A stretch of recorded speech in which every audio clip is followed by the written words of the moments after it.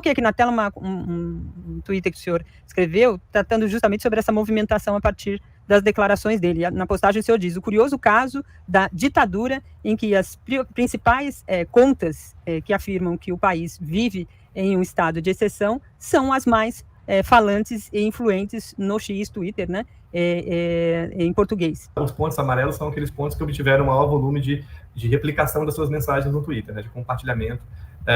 Então, a primeira questão, porque é importante contextualizar, né, porque o Elon Musk, ele de certa maneira afirma que o país estaria vivendo numa ditadura, né? Na verdade, ele compactua com algumas pessoas que ali estão discutindo com ele e conversando com ele no Twitter, né? E isso não faz nem total sentido em relação à própria plataforma, que ele não é o CEO, ele não é o presidente, mas que ele é dono, né? Ou seja, a plataforma no Brasil, ela fomenta debates contínuos. Não é à toa que vários dessas lideranças, sobretudo do campo bolsonarista, que reivindicam a tese de uma certa ditadura judicial brasileira, né, elas estão extremamente falantes, ou seja, elas têm seus públicos, suas audiências, as ideias são compartilhadas e intensamente. Obviamente que há outras figuras que estão nesses pontos, né, que são de campos políticos diferentes. Então, pensar e falar que existe uma ditadura no Brasil do ponto de vista do cerceamento da liberdade não faz nenhum sentido, dadas as evidências da própria plataforma que ele mesmo é dono. O Brasil é pioneiro, né, na construção de instrumentos jurídicos de regulação da internet, né? Nós já temos o Marco Civil da internet, e é bom lembrar que o Marco Civil da internet, que hoje, inclusive, até as correntes mais da extrema-direita utilizam, né, para justificar até a ausência de regulação, novas formas de regulação, ele sofreu do mesmo processo, ou seja, campanhas contínuas de descredibilização do objetivo de existir um marco civil da internet, né? Então, e era exatamente esses mesmos argumentos, ou seja, o marco civil vai acabar com a liberdade de expressão, com a privacidade, etc., né?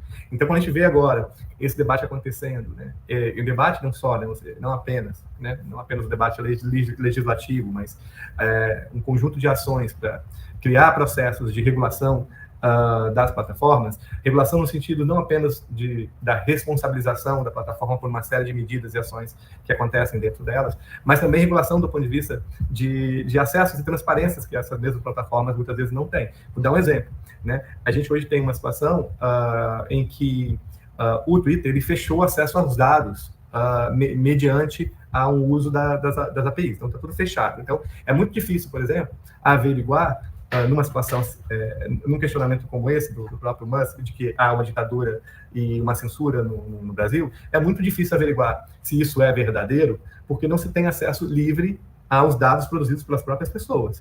Então, veja, ou seja, se você tem um sistema, uma plataforma que fecha o acesso àquilo que é produzido por todos nós, já é um problema do ponto de vista de uma contradição que ocorre aí, ou seja, à medida que não se consegue visualizar o que acontece dentro dela, né? Então, acho que tem esse elemento, que é um elemento de contexto. Isso também tem a ver com inteligência artificial generativa, ou seja, o movimento da indústria em função, né, do acesso aos dados, né, e de como que se pensa essa próxima década em função do advento de inteligência artificial. Isso é uma conversa do ponto de vista econômico.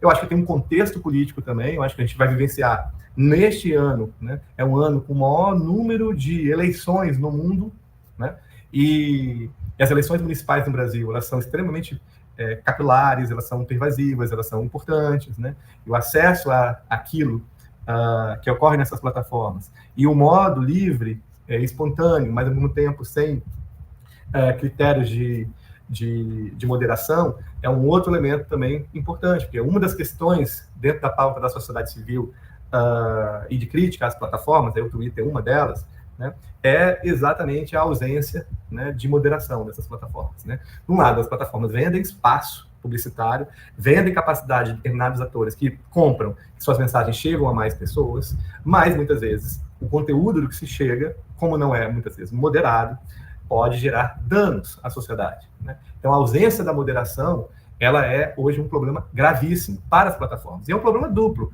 não apenas porque gera um dano coletivo, porque do ponto de vista também da própria conversação saudável que acontece dentro da plataforma, o que valoriza uma plataforma, né? Uma plataforma, quanto mais a qualidade da conversação, dos conteúdos que são gerados dentro dela em termos de qualidade, melhor e mais bem avaliada ela fica, né?